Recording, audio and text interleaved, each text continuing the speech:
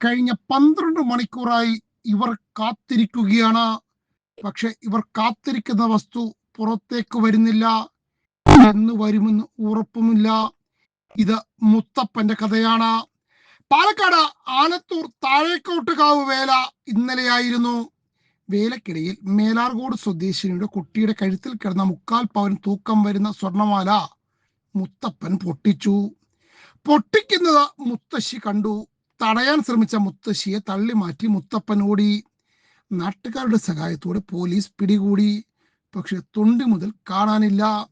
ശരീരം മുഴുവനും പരിശോധിച്ചു, തൊണ്ടിയില്ല. മുത്തപ്പൻ 3/4 പവൻ തൂക്കം വരുന്ന മാല പൊട്ടിക്കുന്നത് കണ്ടെന്ന് മുത്തശ്ശി കട്ടായം പറയുന്നു. ആലത്തൂർ പോലീസ് മര്യാദയ്ക്ക് പറഞ്ഞു, മാല കൊടുക്കൂ. താൻ കട്ടില്ല എന്ന് മുത്തപ്പൻ ഒരേ വാശിയിൽ.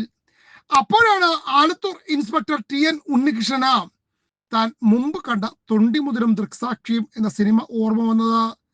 ഒന്നും നോക്കിയില്ല, നേരെ ആശുപത്രിയിൽ കൊണ്ടുപോയി എക്സ്റേ എടുത്തു. എക്സ്റേയിൽ തൊണ്ടി മുതലുണ്ട്. അതോടെ മുത്തപ്പൻ തൊണ്ടി മുതൽ വിഴുങ്ങി എന്ന് സമ്മതിച്ചു. ഇത് പുറത്തു വരാൻ വേണ്ടി പാലക്കാട് ജില്ലാ ആശുപത്രിയിൽ എത്തിച്ചു. ഡോക്ടർമാർ പറഞ്ഞു 2 ദിവസം അതിനുള്ളിൽ സ്വാഭാവികമായ രീതിയിൽ പുറത്തു വരുമെന്ന്. ആലത്തൂർ പോലീസ് രാവിലെ മുതൽ പഴം കൊടുത്ത് മുടിഞ്ഞു. പക്ഷെ സാധനം മാത്രം പുറത്തേക്ക് വരുന്നില്ല. മാത്രമല്ല മുത്തപ്പന് മുട്ടുന്നുമില്ലെന്ന്. വീണ്ടും എക്സ്റേ എടുത്തപ്പോൾ മുകളിൽ ഇരുന്ന മാല താഴേക്ക് എത്തിയിട്ടുണ്ട്. എന്തായാലും തൊണ്ടി മുതൽ പുറത്തു വരാനുള്ള സർവ്വ സജ്ജീകരണങ്ങളും ഒരുക്കിയിരിക്കുകയാണ് പോലീസ് ഉദ്യോഗസ്ഥർ. 2 ദിവസത്തിനുള്ളിൽ പുറത്തു വരുമായിരിക്കും. അതുവരെ കുറച്ച് മുട്ടേണ്ടി വരും.